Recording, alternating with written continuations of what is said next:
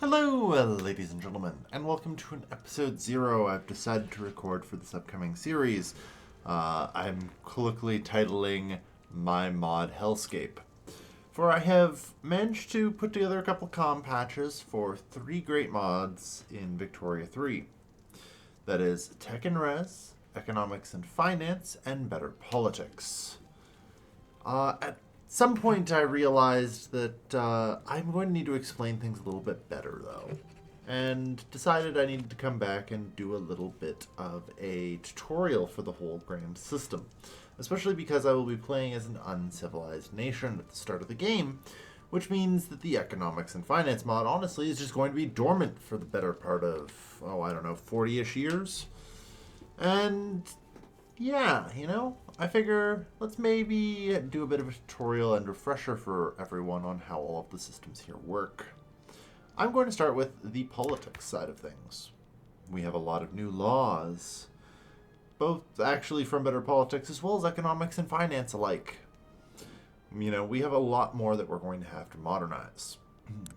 And that will be based around this system called political rigidity in particular. Political rigidity is a measure of, political rigidity. You want to be somewhere between 33 and 66%. If you don't, you can actually read there. I can't move this cursor, unfortunately, because this is a custom tooltip, and it doesn't have the convenient hover lock functionality that vanilla tooltips do. But above 66%, which is what most backwards nations start out with, we will lose between 0 and 20% enactment success chance, as well as up to doubling the time it takes to reach each phase. Between 33 and 66%, it's neutralized. There is no penalties. However, once you go below 33%, it technically has some benefits, but it's a straight negative, pretty much. I don't actually know what happened or how bad the penalties are at 0, but I think about 20 to 30% building throughput reduction and construction efficiency loss. And as a general rule, that's what I like to call the sliding in anarchy. It's generally bad. We also will have, as a result of these, a pile of new institutions, as well as the cabinet. You'll notice I can actually appoint individual ministers for most of them. The economic and central bank governance comes from economics and finance and does not have a minister. But that's okay.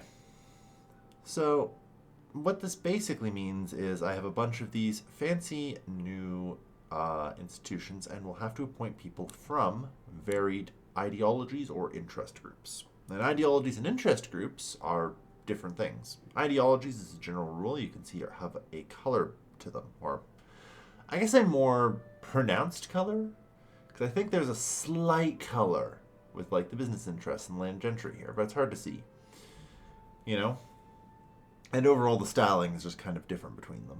The trade unionists sometimes sit in the middle and kind of act as both, depending on your union law. And yeah, as we modernize our state and over time, we will go from having interest groups like the village interests, which will eventually become perhaps agrarian populists, and if we're really unlucky, anarchist bomb throwers. The propaganda of the deed is strong. But yeah, because overall the entire political system is kind of massively reworked. Like, we'll just take wealth voting here as an example. This causes -3 universal pop political strength, as much as autocracy can give you -6. A lot of your economic systems also pile that on. Another -5 from interventionism. Heck, you can get -7 from laissez-faire. An autocratic laissez-faire state basically means that everyone under a wealth of 20 has no political power. If I just went and looked at some dudes in London here, hey, random laborers, how much political power do you have? Oh, yeah, none. Because from wealth, they get plus 61,000. This doesn't really matter yet, because you actually have to total up the integer numbers before you can start adding the multipliers, even if they're presented a little differently. Yeah, plus At wealth 8, they have 0.44 per politically active pop. In total, this means they have negative 110,000? 110 million? I'm not sure. Some absurd number, about nearly twice as much. So they will need to get a lot more wealth before they can even have a monochrome of political influence. Now, because political influence is basically an exponential function of wealth, this will actually barely affect people who are, say, around wealth 40, your average aristocrat and capitalist. So, basically, screw the poor people. Now, throughout a bunch of laws, that is possible to change things, but, you'll get to see that in action throughout the game. There's one final thing that I want to cover, which are the repeatable laws. Repeatable laws are literally just laws that you can do on repeat. If they pass, they will give you generally an immediate effect, as well as a 5-year modifier. Unfortunately, due to the mass combination of mods that I'm running here, we cannot view the effects. I apologize. I remember most of them. I remember which ones are good and which ones are bad, at least. And I'll still use and demonstrate them when they come up and are useful. But unfortunately, outside of being able to show them off to you, I can't really tell you what they will do. Like, for example, the culture ones, well, this one's kind of... Oh, hold on, does this one actually show? No. It looked like it did for a moment there. They're also all tied to a specific institution. Media regulation for the most part, I think. Which I assume we have, yeah. So the more levels I have in media regulation, the more effective a lot of those will be. Now, I just wanted to talk once more about the cabinet system. Come back around with a convenient loop. Because you may have noticed there are actually 6 levels of institutions now. You can unlock the 6th level of institution by appointing an expert member of the cabinet. Basically, there are now, I think, somewhere around 100 background politicians in every nation now. And depending on their exact set of traits and everything else, they might be either an expert, competent, or incompetent. And we can see here, it's unfortunately not exactly great. Yeah, or sorry, inept is the actual term. And as the hover tooltip here explicitly states, expert ministers increase their ministry's maximum investment by 1, whereas inept ones will decrease it by 1. Competent give you a 0. Appointing a minister will choose the most skilled candidate available. It actually almost kind of works like CK3 would with its court positions and calculating competencies there, depending on all their personality traits. Now, there is a load of these now. Now, that is basically a summary of BPM. That's 1 out of 3. And if you want to know how well the AI handles all of this, it doesn't. That said, the mod maker is also aware it won't. And so that's actually one of the reasons why I'm on January 19th, is because I wanted to let all the modifiers load in. So I could, come over here and be like, hey, BPM balance, minus 33% bureaucracy institution cost, minus 33% bureaucracy population cost, as well as an additional minus 33% cost for suffrage, economic affairs, and media regulation. And also just again, because I don't believe the player gets BPM balance default. Oh no, we do. We get that. That's nice. That's helpful. That's good. But the AI also will conveniently receive minus 50% bureaucracy institution cost multiplier. Effectively meaning they have negative 83%. I'm actually pretty confident that for the most part, the AI in this game, in this mod, basically does not pay bureaucracy costs for its institutions. And barely, I like the minus 85% political movement pop attraction. If the AI had to deal with the number of pops joining political movements that I would, it will just explode into constant anarchy and civil wars and disintegrate as a central government. Which, they also get a nice solid 20% market access price impact. Now, part of that is because one of the new institutions, the regional administration, related to the centralization law here, kind of fixes a thing. Because here, no matter what you're on here, you're going to get minus 20% market access price impact. But each of these institution levels will provide plus 5%. Actually, theoretically allowing you to, at best, get plus 30%. But that requires actually investing in the institution, making a cost associated with that MAPI down here in regional administration. So increase to level 4, and there we are. That neutralizes it out. That's something, isn't it? So, good to keep in mind, just in general. The AI plays by very different rules. And honestly, I would normally bitch about it, but I don't know. The AI still seems like it struggles a little bit, so I don't think it's particularly overtuned. And yeah, the AI just needs a lot of helping hands, okay? It's not very smart. So on to mod number 2, we're going to be heading over to the technology screen. That is for Tech&Res. Tech&Res is a mod I have played with before, but it adds a slew of technologies, adding up to Era 10, which according to these two lanes here, starts in 2012. It adds a pile of new resources, so they're all managed through these fancy new state modifiers. So here we can see natural gas. There's bauxite. And don't forget rare earths, which, oh boy, when we need to build solar panels, those really start to come in handy. We also will have advanced ores, common ores. I think I already mentioned bauxite, copper, and there's one more I'm missing. Uranium? I think it should be in here somewhere. Hey, there we are, some uranium fields that will need to be made into a pile of new factories, some that are kind of available early, but aren't necessarily. You know, we have the instrument workshops, the opera houses, the publishing industries. But later, eventually, we'll end up with full-on oil refineries, hydrogeneration plants that turn coal into oil. You know, we're going to need to build chip foundries for our integrated circuits.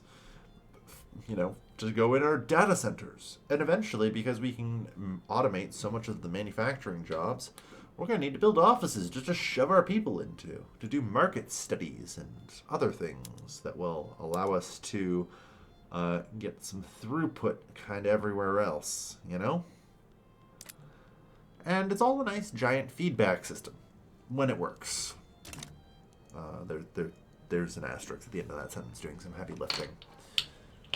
And that's basically it. There's not a whole lot else to talk about, other than that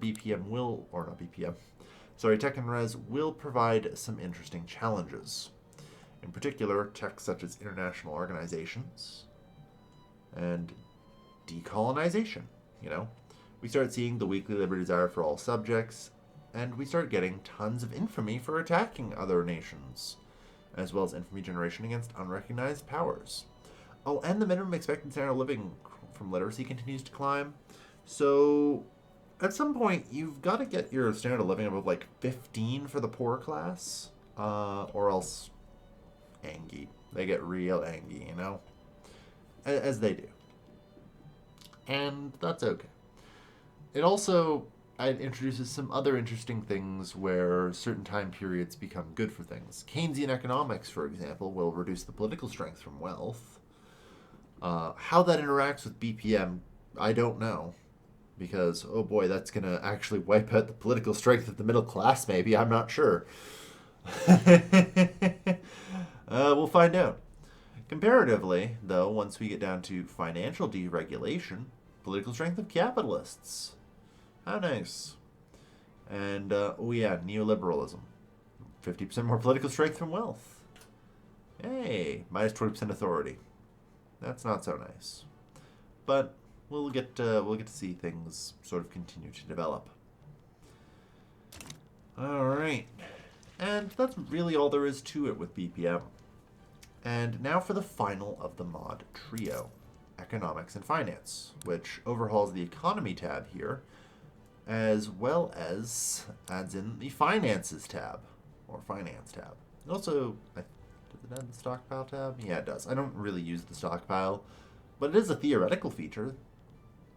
So there's that. But yeah, we're going to start quickly explaining this. So, you may have heard of the term macroeconomics. You may not understand the term macroeconomics. That's fair. That is perfectly fair. But the rise of central banking and the value of one's currency and its effects on trade and everything else are important factors in an economy. I'm sorry if you're already asleep. All right. But just to simplify things, thankfully, all countries are on a precious metals standard. There is gold and there is silver. And there is a ratio between them. I'm not sure I could actually find anything here, which is always part of the fun fact. With two giant tabs, actually telling you what's going on can sometimes be difficult. And it might take me about 5 minutes searching through these tabs to actually find what I'm looking for. But all of the information is here somewhere. Sometimes. Most of the time. But there's a lot of these drop-down menus that all open up to entirely new charts and tables.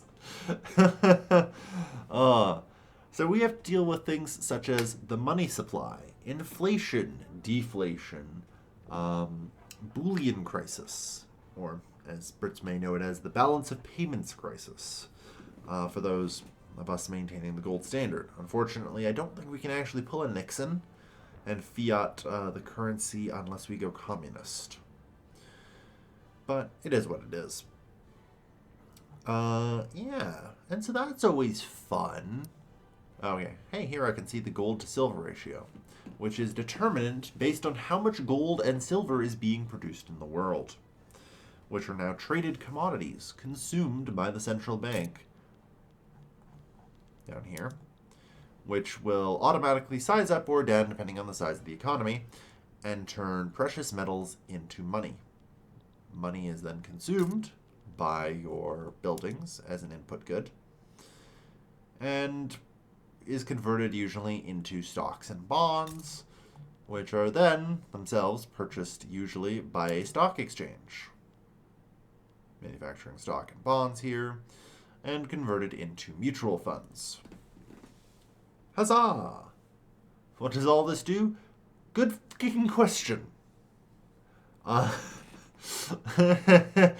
could be here for an hour describing how all of this works, but I just want to try and give the most bare bones breakdown so not everyone is entirely lost. Eventually, we will develop monetary policy tools, allowing us to increase the money production, which effectively just increases the amount of minting that our central bank does. You know? No, it's the stock exchange, sorry. The central bank, you'll notice, is the source of minting now. Gold mines do not, in fact, produce minting anymore. If I go to Tyrol, which I think has some gold mines, yeah. You'll notice that they just produce gold, and the gold mines produce a little bit of silver, but yeah. Which, yeah, now is a traded good and commodity, and actually very important because it has an incredibly high base price. Which is important because as you trade with other nations, you will acquire or give away your currency. For example here, this is how much currency I have. I have 110 billion Great British pounds, which is great. I also have 10 million lira, 8 million Prussian thaler, and so on. Which is helpful. We can see the sum total of currency in the world, and multiply it by its value in precious metals to get a sum known as the national capacity. And the national capacity and the currency value is actually very important. Depending on just how strong it is in comparison to the global average, you may receive certain bonuses or benefits. For example, Britain having a 690% stronger currency than the rest of the world. This is actually a bit of a lie. I don't think it's initialized yet, though, so it's tough for me to see, but French franc reference. Hold on, is there anyone who... Yeah, okay, there's somebody with a weak currency here. So that's actually a display bug at the top there. having a strong currency actually does not provide trade advantage for exports. It actually is a trade malus for imports. Britain actually gets minus 690% trade advantage for importing things, meaning it costs an arm and a leg. Actually, is it down here? No, it hasn't really initialized all throughout yet, but I don't want to overwrite any autosaves I have, so I can get maybe to the end of the month and see if maybe it'll initialize. It's always kind of iffy. But, yeah. Here we are, strong currency. Yeah, so here we go, we can see it with France. If you have a super strong currency, it's very easy to import things. It'll be incredibly cheap to do so, which may destroy your industries. And gives you a massive trade penalty for exporting things because nobody can afford your currency. Make of that what you will. Alright. And there's a couple final closing notes I have, because there's also still the stock exchange and stock market indexes. There can be a series of crises that may occur. You know, if your stock exchange cannot purchase enough shares in companies and as a result becomes unprofitable, then this will cause a stock crisis, which you... Okay, good. The London Stock Exchange is expanding. It kind of expands and contracts its buy orders relatively, like, how do I call it? Dynamically, depending on various factors that even I don't know. I just know it kind of does things and tries to balance things, and you probably don't want to screw up too much. But yeah. And as a result, we may see several events about central banks going bankrupt or everything else, creating massive recessions that can ultimately massively destroy your economy. So, we'll see. I do know, from my knowledge for ahead, that several nations will go through such things for various reasons. It's kind of a given. The financial... and economics and finance mod do add in a lot of boom and bust mechanics, thanks to as well, for example, the private construction sector, which the AI will just build so that way it can build faster, and then all of a sudden it will massively overbuild and cause you an economic crisis and destroy your economy. 2008 called. We're hitting that level too early. But yes. Outside of that, though, some of the things here are expressed in laws, but I do not believe we can actually change these because they're controlled by the buttons in the economy tab. Similarly with this, so this will always be neutral for everyone. But yeah, we do have the fiat standard. If we are, I think, isolationist and or communist. Silver standard. Bimetallism, where we kind of maintain both gold and silver, a full-on gold standard, and the gold exchange standard, whereby, well, this is more or less the Bretton Woods system, whereby, we'll carry gold, but we'll also just maybe stockpile Great British pounds, because, yeah, they're as good as gold.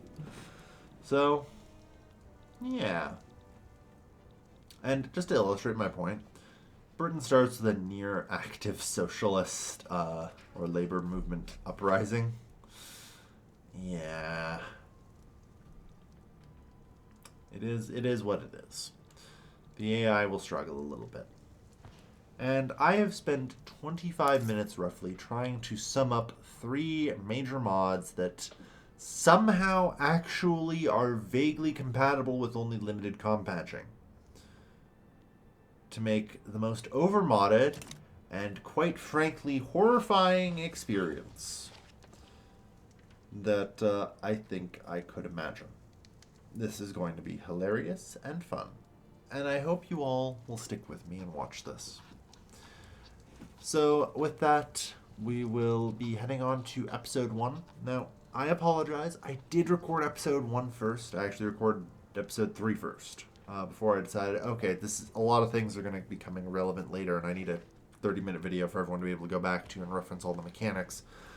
Because there's a lot of mechanics. It's practically a different game now. So yeah. Thank you everyone for watching. Please, if you're enjoying the series, hit like, comment, and subscribe. And I will see you all in episode 1, where we will be playing as the Khalsa Raj. May God have mercy on my soul, for I have no mercy for myself. Thank you everyone for watching. I have been your lovely host, Calvin, and I will see you guys next time. Take care, folks. Have a good night.